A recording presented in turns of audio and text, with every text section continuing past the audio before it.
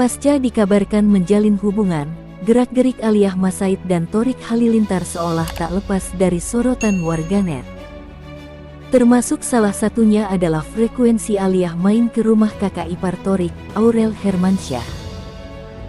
Pasca dikabarkan berpacaran dengan Thorik, Aliyah Masaid memang disebut-sebut sering berkunjung ke rumah Aurel untuk bermain dengan Aminah dan Azura. Baru-baru ini, interaksi antara Aliyah dan Aminah mendadak viral dan menjadi perbincangan publik.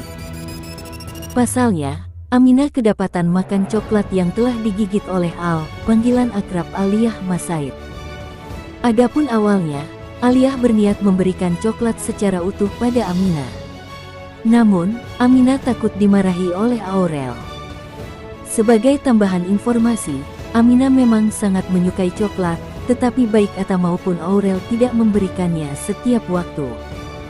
Aminah mau coklat enggak? Hak dulu, pinta Aliyah. Aminah pun takut untuk menerima tawaran Aliyah. Lalu, Aliyah menggigit coklat tersebut agar Aminah iri. Melihat ekspresi Aliyah, Aminah pun akhirnya tergoda untuk memakan coklat tersebut walaupun sudah bekas gigitan Aliyah.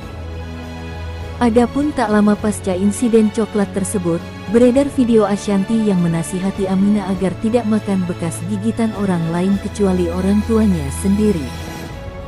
Aminah nggak boleh kalau abis makan, dikasih ke orang, terus Aminah makan lagi, nggak boleh.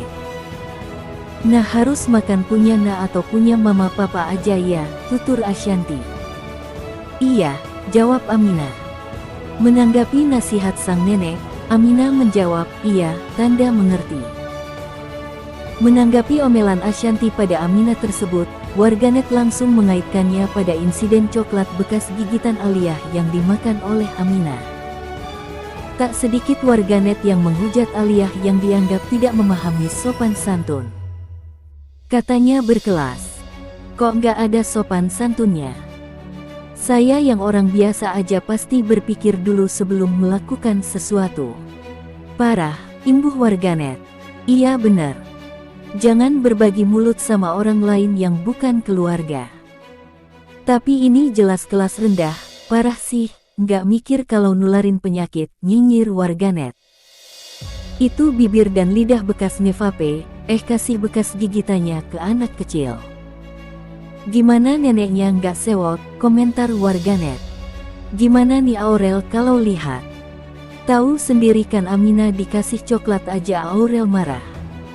Apalagi ini dari bekas gigitan, komentar warganet lain.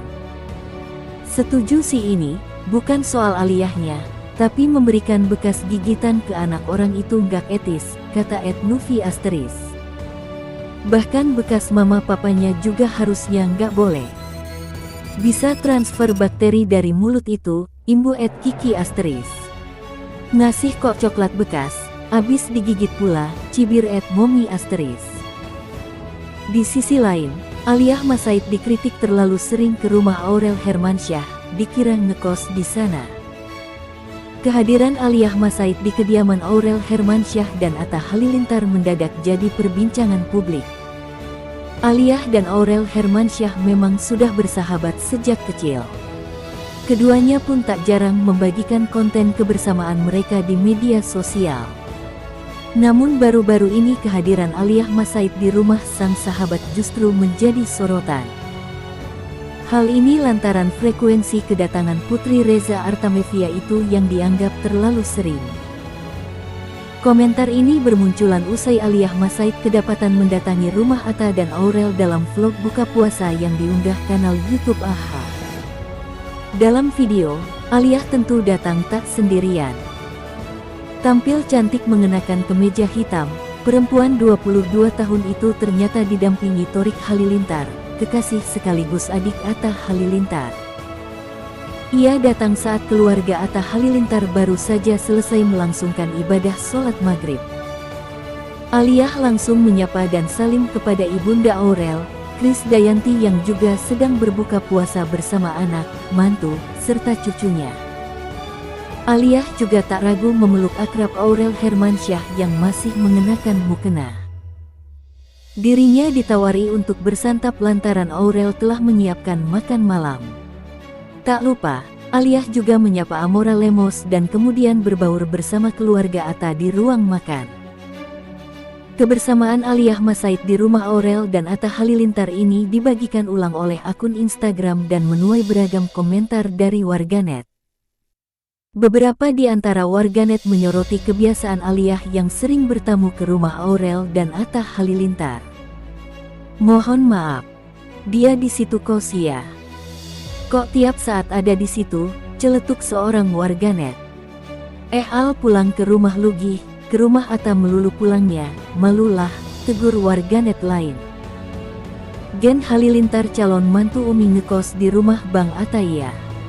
Perasaan di rumah laki mulu. Kayak nggak punya rumah. Bedain maghrib sama isyak juga gak tahu. Bener-bener solihah dunia akhirat, tulis salah satu warganet. Aliyah nggak punya rumah ya. Nggak dicariin ama emaknya. Kok tiap hari di rumah Jarwo plus Atta. Anak gadis kok nggak tahu waktu kalau main, timpal warganet yang berbeda. Ayah Atta Halilintar, Halilintar Anovial Asmit, menjadi sorotan setelah dirinya dikabarkan melayangkan gugatan terhadap Yayasan Pondok Pesantren Ponpes Al-Ansar Pekanbaru. Pengacara Halilintar, Laki Omega Hasan, mengungkapkan alasan kliennya melayangkan gugatan itu. Hal tersebut dia sampaikan dalam perbincangannya dengan Atta Halilintar di kanal YouTube Meet Atol. Laki mengatakan bahwa gugatan tersebut bukan terkait sengketa tanah. Ini sebenarnya bukan sengketa pertanahan lagi karena sudah selesai, sudah memiliki kekuatan hukum yang tetap, ungkap Laki. Laki mengeklaim bahwa kliennya ditetapkan sebagai pemilik 2 bidang tanah yang dimaksud. Ketetapan itu diperkuat dengan sengketa dan putusan pengadilan. Kata Laki, sejak tanah tersebut disertifikatkan dalam rentang tahun 1998 dan 1999, Halilintar tak pernah keberatan dengan pemanfaatan tanah tersebut. Halilintar bahkan memberikan ruang bagi pihak-pihak yang ingin menggunakan tanah tersebut untuk kepentingan sosial. Akan tetapi, pada tahun 2018, Halilintar digugat atas kepemilikan tanah itu. Lucunya adalah gugatannya itu menuntut 2 sertifikat dibatalkan, ujar Laki. Ironinya lagi minta dinyatakan pemiliknya adalah salah satu dari penggugat itu. Jadi nama perorangan bukan yayasan lagi, tambahnya. Namun gugatan tersebut berakhir NO karena legal standing penggugat dinilai tak jelas apakah perorangan atau yayasan. Tak berhenti sampai di situ, Halilintar kembali digugat pada tahun 2020. Gugatan tersebut berjalan hingga Mahkamah Agung. Hingga peninjauan kembali PK dan inkrah, hasilnya tetap menyatakan bahwa Halilintar merupakan pemilik tanah tersebut. Laki menekankan bahwa gugatan yang diajukan oleh pihaknya adalah upaya Halilintar mempertahankan tanah yang menjadi haknya. Yang kami gugat itu adalah karena setelah Pak Halilintar menjadi pemilik yang sah atas 2 bidang tanah itu, dan sertifikatnya dikuatkan ke pengadilan, dan dikuatkan sampai Mahkamah Agung, kami minta baik-baik untuk dikembalikan sertifikatnya, kata Laki.